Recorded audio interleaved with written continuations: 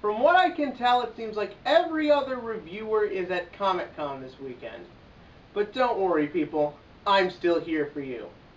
Also, I don't have enough money to go to San Diego Comic-Con. My life stinks. But, cue title scene.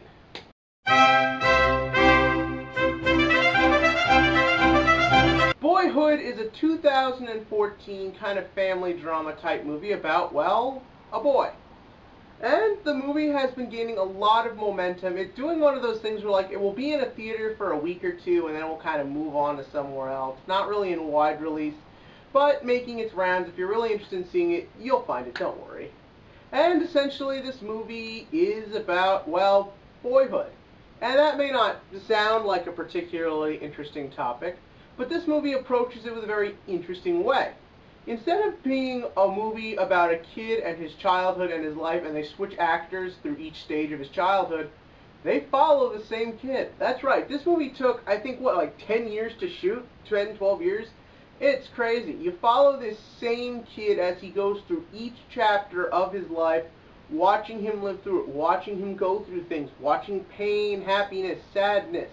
You see the parents who are portrayed by Ethan Hawke and a chick whose name escapes me, and you see the struggles, and you see all that implemented in a nearly 3-hour movie. And this film's gotten a lot of attention because of that. Nothing else has been done like this before.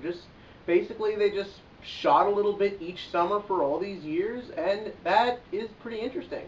You get to see this kid start off as a shit, mediocre actor, and you see his talents improve as he gets older and better and more talented.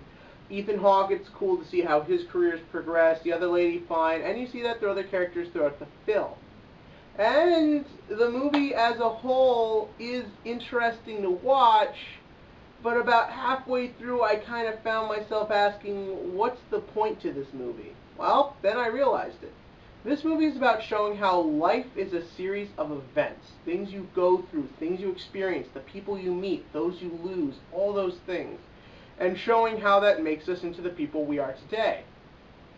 The problem is that doesn't need to be 3 hours long. I'm about to say something that every artsy person is going to hate, and if it turns you off from this review, just don't be too negative in the comments. This movie's pointless. Yeah, that's really what I kind of realized. It's an interesting film, and when it's on TV, probably by the end of the year, you should check it out. But in a time period where you have to spend like $12, some areas $15 just for your ticket, this film is not worth it. And it isn't. It's a series of events just showing the events in this kid's life. There's drama, there's stuff worth watching in the movie, but as a whole, you don't need to watch this movie. The thing is that when there isn't really an overarching story and it's just showing life as it goes by, is that really worth paying for? And that's the question you need to ask yourself. This film relies way too much on the kid thing and how it's done. So because of this, it just makes it feel like a gimmick. And honestly, when I got out of this movie realizing how little was actually in this film that is worth $12 for, it honestly just felt like a gimmick.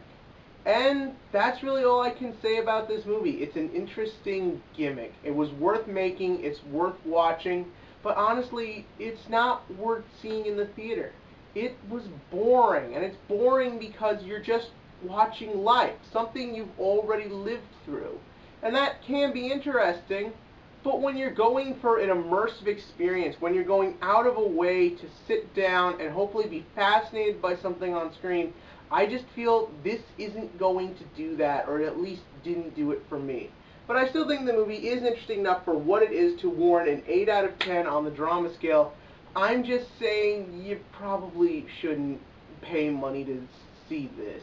Unless you're a real artsy person, in which case you probably already saw it and you hate me for this review. But, what types of films did you kind of think maybe weren't worth watching in the theaters? Or what movies do you think are worth watching in the theaters? Yeah, in the comment section below, tell me what you think warrants your money to go see a movie. And as always, click to like and click to subscribe because don't hate me.